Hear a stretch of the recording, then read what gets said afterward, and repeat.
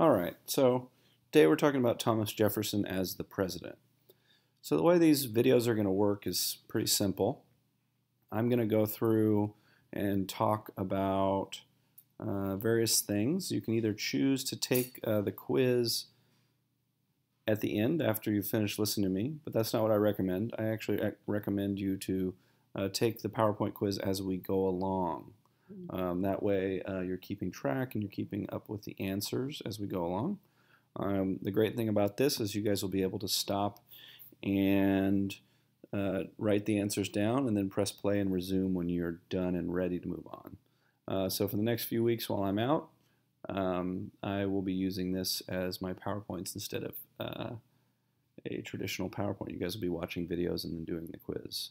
After you get done with this, you guys are going to move on to working on the vocabulary terms, which will be on our classroom. So let's get started.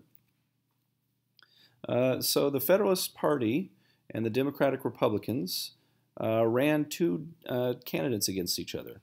So this was the end of John Adams' presidency. And John Adams, if you remember, didn't have that great of a presidency, and so it was an open election.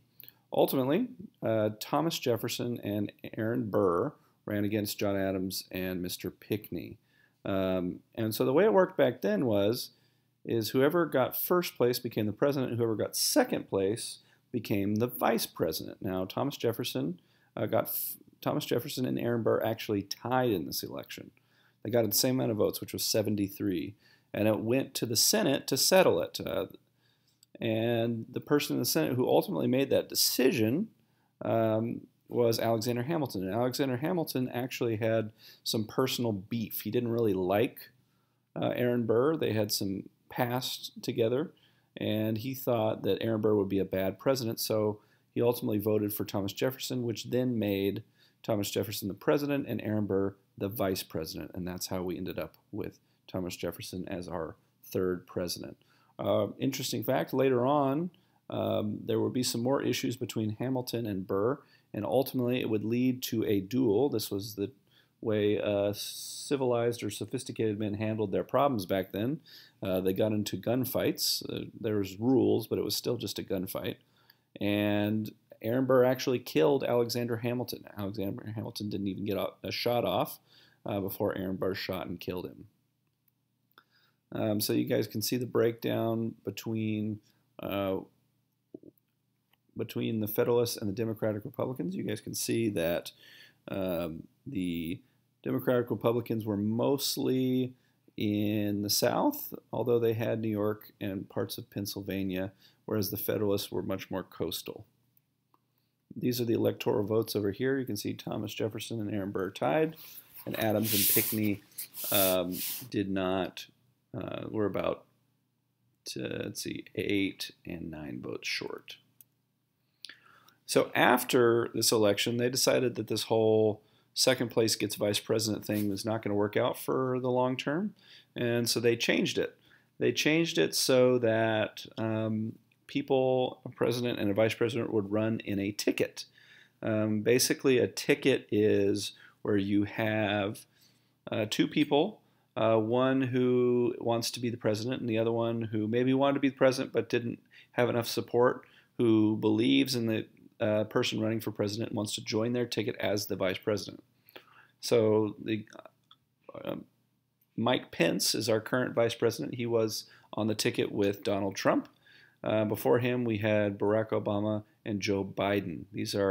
They ran together and they won together, and this was because of the 12th Amendment. This works because there can be some resentment if the second place person is the loser of the election. It's hard to be on the same team with someone who you just so recently beat an election.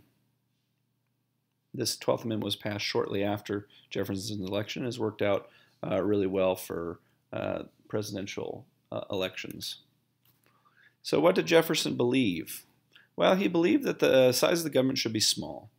You guys will probably hear this as you get older. There's big government people and small government people. Basically what that means is that he believed that people should run their own lives, and a big government means that people would be controlling you. So it's kind of the difference between a teacher that kind of has a classroom that's a little more free and open. You guys get to choose and make decisions versus a teacher who believed that he or she should control everything you do. So Jefferson's much more in the let people do what they want world. He also believed that farmers were the most important part of society because food was very important for a healthy society. He believed that all farmers should get to own a small piece of land. He thought that owning a small piece of land would give you a sense of ownership in your country, and he believed that every man should aspire to be a farmer, basically. He didn't like big businesses in cities. He was much more of a rural guy, and he believed in democracy, the idea that people should vote for the things and people are smart enough to rule themselves, basically to make decisions for themselves. So the Louisiana Purchase is the biggest achievement of Jefferson's presidency, and it's quite an interesting event. So how it all got started was Thomas Jefferson wanted to take control of New Orleans. He believed that New Orleans was the best. If we could access New Orleans and use New Orleans, then we could control the Mississippi. If you guys have ever looked at a map of the United States, what you'll find is that the Mississippi goes all the way up to almost the northern part of the United States and then bottoms out at New Orleans, which is this big port city. And so he wanted to control it so he can control the movement of agricultural products up and down this river, down this river. And so he wanted to have this because he believed that this was the best thing for the future of the United States. Now, the controller or the owner of New Orleans, who actually owned the city, was the French. And if you go to New Orleans today, there'll still be places like the French Quarter, which is a part of New Orleans. And lots of people speak. There are some people that speak French still down there. It is a very French city. So he sent 2 representatives to France to buy New Orleans, which is kind of a weird thing to think about, someone buying a city, but that's how it was done. And he told these 2 representatives that they could pay up to $10 million for New Orleans. What they ended up coming back with was this green patch right here. This is another picture of it. You guys can see on the red over there is what's already been controlled. Territories are basically areas that the U.S. controls, but have not made a state yet. And so ultimately, he purchased quite a bit of land. And the reason why was that France was still at war with Great Britain, the reason why they sold, and they just had a revolt in Haiti, and Haiti was a small island in the Caribbean that France controlled that made a lot of money for France. And there was a rebellion there. And so basically, they were dealing with war and revolts, and so they were out of cash. They were concerned about their safety and security, and so ultimately they didn't want the U.S., who wanted control of New Orleans, to be mad at them too, because they had all these problems on so many different fronts.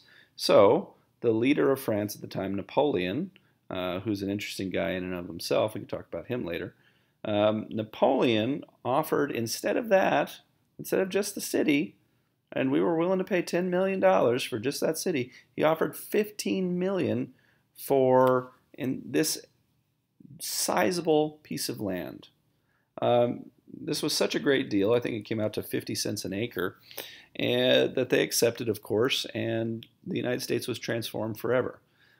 This piece of land began a process of westward expansion where people would begin to move out west to look to expand and get more land and find new things and eventually move all the way to the West Coast.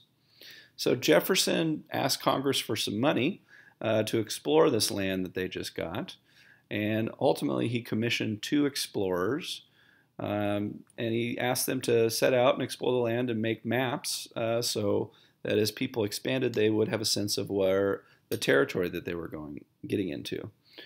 So these 2 guys, Lewis and Clark, made a journey out westward, and they were accompanied for some parts of it by a famous Native American Sacagawea, and explored lots of this land.